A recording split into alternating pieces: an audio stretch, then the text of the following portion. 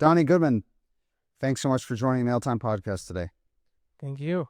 For those who are unaware of your family's story, can you give a little bit of your history? Yeah, sure. First of all, my name is Donnie Goodman. I'm 26 years old, married. We live in Communal, and my parents made Aliyah in 1886.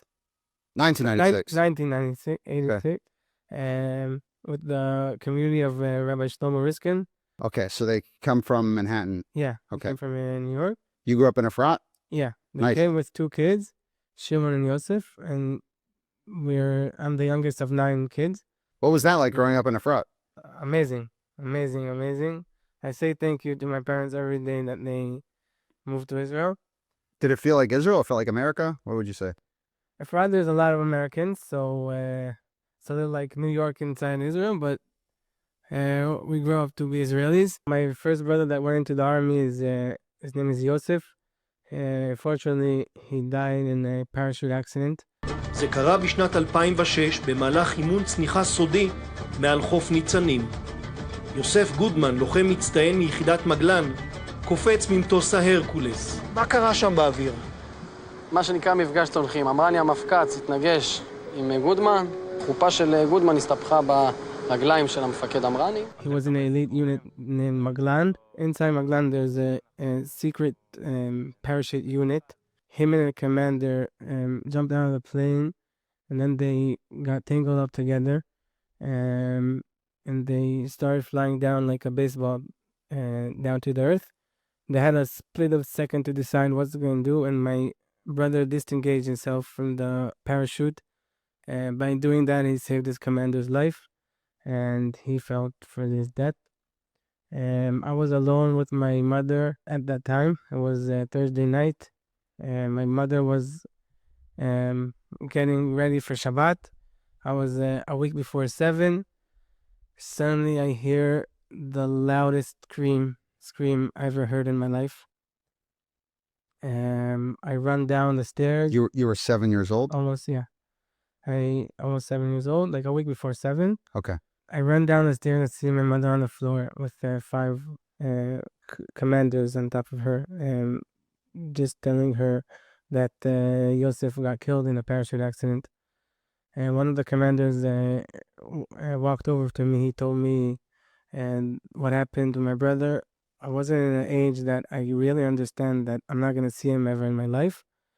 But suddenly it got real, and tens of people started coming into my house, friends of families, friends of my brothers. And they started... How old was your brother? 21.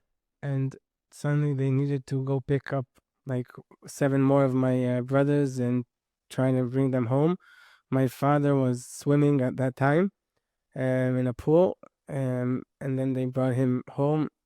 They told him what happened, and he immediately went up to his room and got locked up, and no one had the guts to come speak to him, because my brother and my father were like 2 drops of water, and they were very, very connected. And Rabbi Riskin walked over to the house and opened the door, and Rabbi Riskin is saying that when he saw my father, and they looked at each other by silent a few minutes, and my father walked over to him and said, "Don't even think about saying that you're sorry that you brought us to Israel. We have the zchut that our son died on Kiddush Hashem and protecting this country."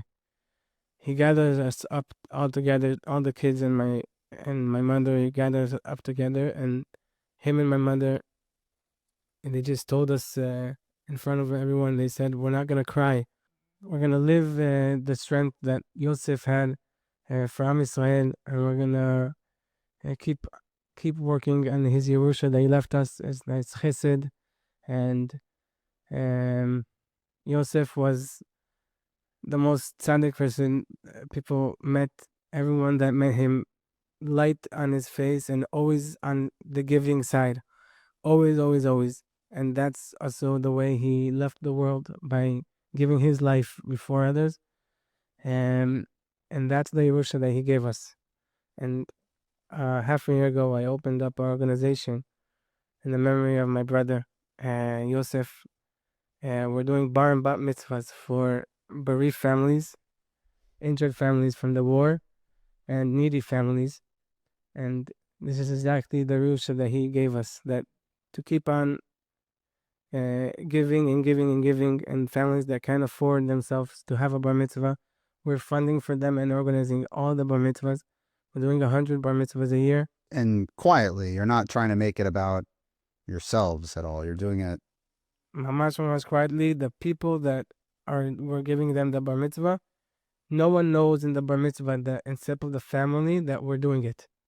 The waiters or volunteers, the suppliers that we're bringing for the bar mitzvah, they're doing it at a very, very cheap price that we could afford doing 100 bar mitzvahs a year.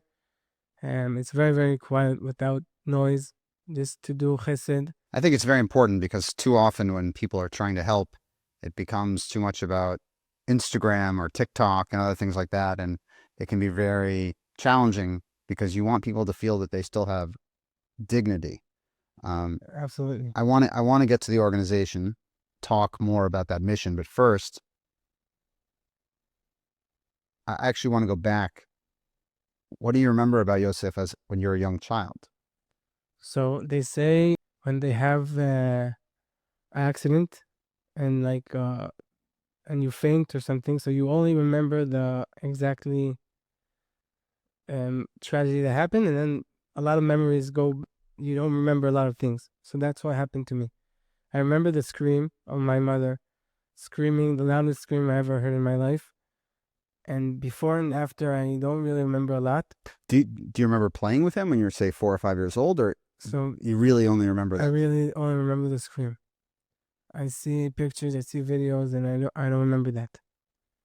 I feel like when that moment happened, he's inside me, and I'm living. A lot of people that know two of us, they really say that You're similar. we're really, really similar. Is it tough for you not remembering him day to day? Do you? Sometimes I feel maybe it's easier. I don't have something so much to miss, but I have a lot that I could have missed. You understand? Right. Sometimes I feel, I hear stories and say, "Why, I wish I would have been in these stories and could be a part of them." But growing into a bereaved family is very, very complicated. Every simcha that you have, every Shabbat meal, every Chag, something's missing. There's nothing off limits in our interview, in our discussion here. And if it's too much, just please tell me, and we don't have to talk about it. But I've seen a lot when it comes to tragedies in America and also in Israel as well. That it's very difficult to deal with the belongings in the room of that person. Did your family, did Yosef have his own room? I'm assuming he had a lot of kids. So was it hard, like his belongings around the house? Is that something that was very challenging? So I have a brother that went to his room to sleep there because felt like that's gonna be. It was very connected to him. It was very connected to him, and we have in that room like a little museum of him. Right. The gun that he had, we put in that room like with a nice Case. box case. We try to live his legacy and not like stay in the past. You're trying to take the things that he lived for and Yeah. push that forward as people. Obviously, there's been wars where other soldiers died before October 7th, but nothing quite at the scale since the Yom Kippur War. What was that like when the group of bereaved families all of a sudden became thousands more bigger? Not even mentioning the injured families, but just growing up in a, as they call it, mishpachot kolod, growing up in a family that experienced a tragedy. Did you immediately go out and find some of these people and engage in conversations to try to help them? Because I know that there's a feeling of helplessness. Yeah, that's an amazing question. After my brother died, our family could not. We could choose not to go to the army because we're a family. And it was very hard for my parents to sign. Again, for the kids to go back not only to combat units, but to the same unit, Maglar. me and three other my brothers, we went to the same unit, and we parachute and we did those things. My brothers, we did the same thing. I just want to clarify for the listener, for those who don't know, if you lose a sibling, I believe even a parent's sibling or a child, then you can opt out. And what Donnie's explaining, that his family did not opt out of this. In fact, they actually went back. What was that like the first time one of your siblings parachuted again? I was still a little kid, but we went to see it, and Wow, your parents went to go. Wow. And we brought food, and we did it like similar, like for a tikkun for our family, to see how my brothers are walking his footsteps and coming back home, and not a tragedy accident. I mean, I'm Baruch Hashem, I've had some opportunities and conversations to be left speechless, but I'm actually speechless that you actually say that you're like, it's healing for the family to see that your other brother is jumping out of a plane or a helicopter as well. Yeah, and we didn't have big wars, but my parents had a lot of nights not sleeping because they know the feeling of knocking on the door, what it could do. But on October 7th, it was very, very hard for my mother, because all the kids went to Gaza. We were like 5 sons, 5 brothers in the war in one time. Thousands of people are killed, and it seemed like the world is gonna collapse. No one knows what's gonna happen. So my mother took it very, very hard, and she called my commander that I'll stop the war. I'll come back home, and she wanted to revoke her signature. Okay. And I called her, and I understand that they're gonna do it. They're gonna take me out of the war.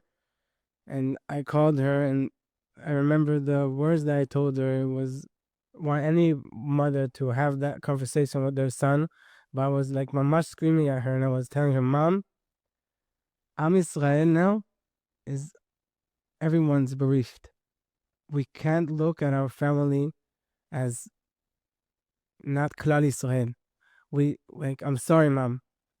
It's not a time where we think about ourselves.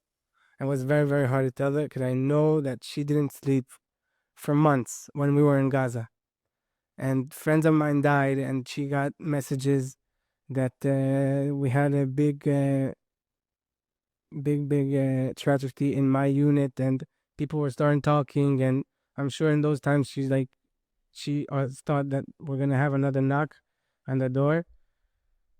And we had a crazy story by me and my team. We needed to clean a whole village and to get to a hospital to take out in Gaza. Yeah, in Gaza.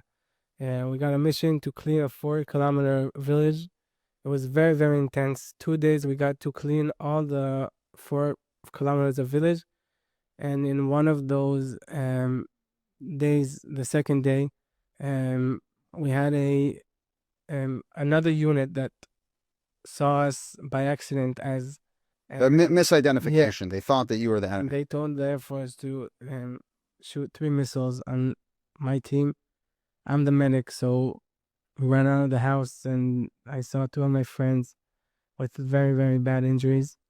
I took care of them, but unfortunately, one of my friends died. His name is Tzvika Lavi. He left after him 3 kids and a wife. And Baruch Hashem, the other friend, he's okay now. He learns in university. He's without a leg, but he's alive, and we're very good friends. And so, in those stories, is I bow to my mother and parents, and I'm saying to them, thank you that they gave me the opportunity, because if she really wanted to stop the signing that she did, she could. And she believed in what I'm saying, and she understood that, and she has a lot of price that she is taking on sleep, and she's intense through these years. But That's the price that Israel has in the families. And now everyone is in the same stage. After October 7th, every civilian in Israel is post-trauma. Everyone knows or in his family or very close. It's kiddu. There's no one like that could think now about themselves. It's not the time.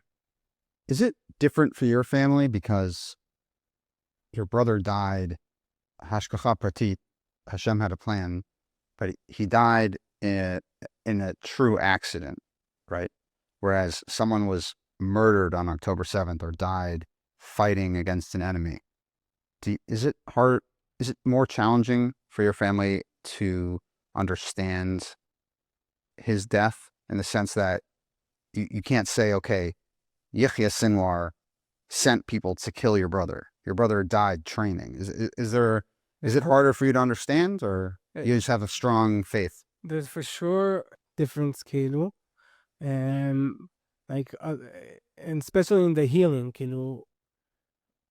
the people that got killed by a pigua or now in the war and the terrorists killed them, so it's much more harder to heal it by doing it by, like, my brother, he saved someone's life, and it's more than a story of gvura, so it's a little different, but in the end you're not gonna see the same.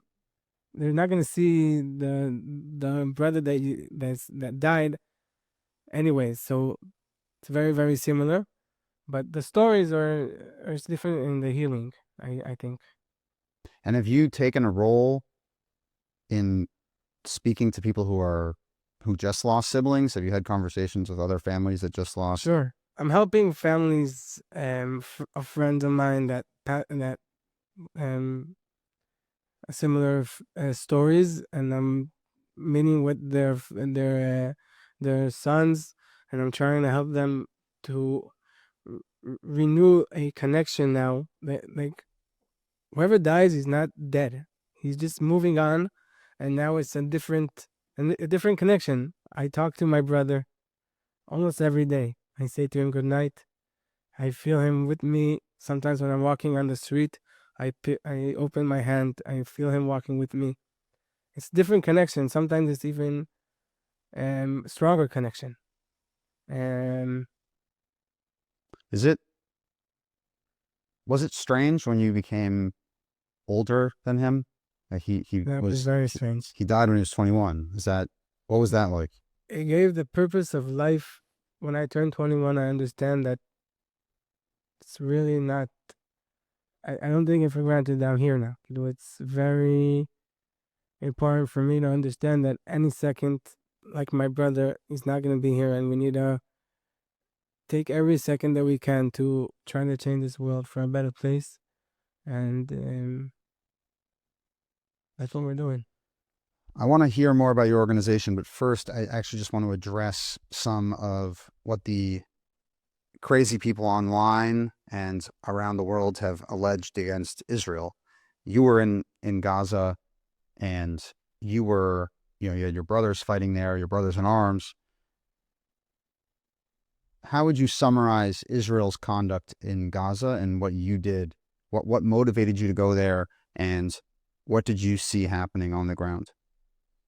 So that's a great question. First of all, the October 7th, the only reason I had so motivated to leave all my family is that my brothers are now and sisters and grandfathers, and everyone's in captivity. Everyone is captured now in the tunnels of Hamas, and I'll do anything I could, and also die to take those people back home. And also had the zchut of taking out 4 hostages out of a tunnel that was a prison tunnel, and they had torture machines, and we couldn't even significate the bodies. That we couldn't. It was too hard to see, so we couldn't recognize them, and so we took the teeth back to Israel to see if it's Israelis, and it was 5 bodies. And Erev Chanukah, that was the miracle of Chanukah for us, that we could take 5 bodies back to Israel. But whatever we saw there is just in every house, In every kindergarten, we found in grenades, guns, missiles, and pictures of Jerusalem with the mosque on the Kotel. And they knew what they're doing. And we saw in our own eyes that that's what they want. They don't want peace. They want us killed. They want us destroyed. And it's crazy the amount of ways that they have of to kill us and to try to make us as much damage. That they had grenades inside of food that they knew that we're going to come in the house and we'll open up the refrigerator and we'll get blown up. And they had so much ways that to try to kill us that's not human. Did you think that you guys put your lives in danger to save civilians in Gaza? Obviously, some people make the case that Israel is 100%. acting inappropriately. Right. So can you talk a little bit about that? We are the most musari, You're saying that you're most ethical. ethical army I've ever been. Like, Well, you've only been in one army, but yeah, like I ever heard. Yeah. And every place we go, we say to the village that we're coming, and please go south. And every time we found families that are not part of Hamas, and we just put them aside, and we're asking them if they know Hamas. We're not just coming in and shooting everyone, and we really care about not to hurt not harming people, right? Yeah. What would you do? And this is something I think is very important, right? You're not going to have every person who comes to fight for the IDF. Not every person is a tzaddik. You're going to have some people that do some things that they shouldn't do. What would happen if someone did something, for example, shot someone that they really should not have shot? What would happen in your unit? Would they get punished? Yeah. Right. They So will get punished. There's a Torah of musari. How do you think? right, you're saying that there's an ethical code of how to behave in the army. There's a ethical code, and whoever, like, I'm doing like a dugma, An example. an example, like not even a similar example, but if you I don't know, hit someone or get drunk in your base, so you get You get in trouble. in trouble. So it's the same thing in war. The first thing is to be a human, and that's what that's what the fathers of David HaMelech, that's how we got taught, and we're still trying to be the most human that we can. But war is very difficult, and sometimes we do mistakes, and sometimes we got bad decisions. It's very intense. It's very hard. What was the most inspiring thing that you saw from a faith perspective in Gaza? There's two things. I think the unity that we felt in each other was something energy that I can't even describe in any place in the world or any activity that I did in my life. The unity that I felt with my brothers now during the most historical war of the Jews, it was just something that I can't even say in words. It was so powerful. And also bringing back the hostages, it was very, very meaningful. Do you feel a sense of mission accomplished? Obviously, Ron Gvili, as we're recording this, his body is still there, but Yeah, you must feel a sense of accomplishment. mamash. Really, mamash. How many days did you serve in reserve? 450. How's your wife doing? She's the real hero. After going through so much, when I come back a different person, and sometimes it's hard to Return to regular life, right? mamash. So she needed also to heal herself, and also to try to engage two of them. It's very hard, but the women of the reserve soldiers are the ones that give the power, the ones that really needs to everyone to bow to them. Amen to that. Just One Simcha. So you opened this 6 months ago to try to help. And again, in memory of your brother Yosef, how many celebrations have you put on to date? We did 10 bar mitzvahs already. Wow. We have 50 bar mitzvahs that are lined up that we're doing in the next half year. And our goal is to do 100 bar mitzvahs a year. We want to do weddings, but we're starting by bar and bat mitzvahs. And I think it's, when I talk to the families that reach out to us, they cry with me on the phone with their kid, and they're saying, now we're going to have a bar mitzvah. Because before they only were could afford a kiddush in shul. And these are families that really, really need our help. The 3 categories that we're doing the families for the bar mitzvah is, one, needy families that can't afford any money for a bar mitzvah. And the 2 others are very, very connected to me. One is a bereaved family, and I know what is it to do a bar mitzvah, and smachot as we're in a bereaved family. It's very, very hard, and a lot of support needs to be in that simcha, because they can't even think about to do a simcha when they're so much in pain. And we're helping injured families from the war, post-trauma fathers that have their son has a bar mitzvah. I know what it is to be a few months could not even make myself a omelet, and now they need to think about doing a bar mitzvah for their kid. That is almost it's not impossible. So we're very, very helping them, and it's amazing work. It's amazing to see and learn more about this. Before we close, I find, especially in Miami and in New York and other places in the United States, sometimes when people come and they visit, and they meet a bereaved family, they see a widow or a child or a sibling of someone who fell, and they're almost speechless. They have no idea what to say. They say, am I supposed to bring it up? Am I not bringing it up? They're almost scared. What should people say? So that's a great question. I have 8 more brothers, and everyone is like... Wait, you're all boys? No, 7 boys and 2 girls. Wow, okay. So everyone takes it differently, and one brother likes to talk about it, one likes people asking about it, one is like, don't talk about it. I don't like at all to bring it up. I think the people that are coming up to a bereaved family and don't know what to say, because they don't know before if the person likes to talk about it or not, just give them a hug. Show them that you are there for them if they need. And that's the most good suggestion I could have. Like, just hug them as biggest hug that you could. And that's it. I don't think you could do anything else to help in this moment.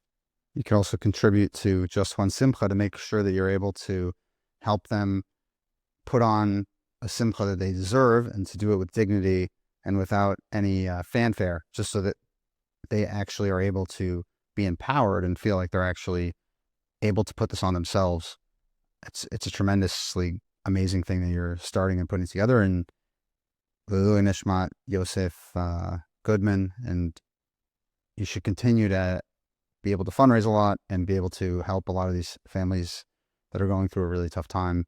And God willing, it's an opportunity for Am Yisrael, for all the Jewish people to come together and be able to really support these families that really deserve it. So thank you for what you're doing. Thank you. It was really a privilege for me to be here and to talk in your studio. You do amazing things, and thank you very much. Thanks, man.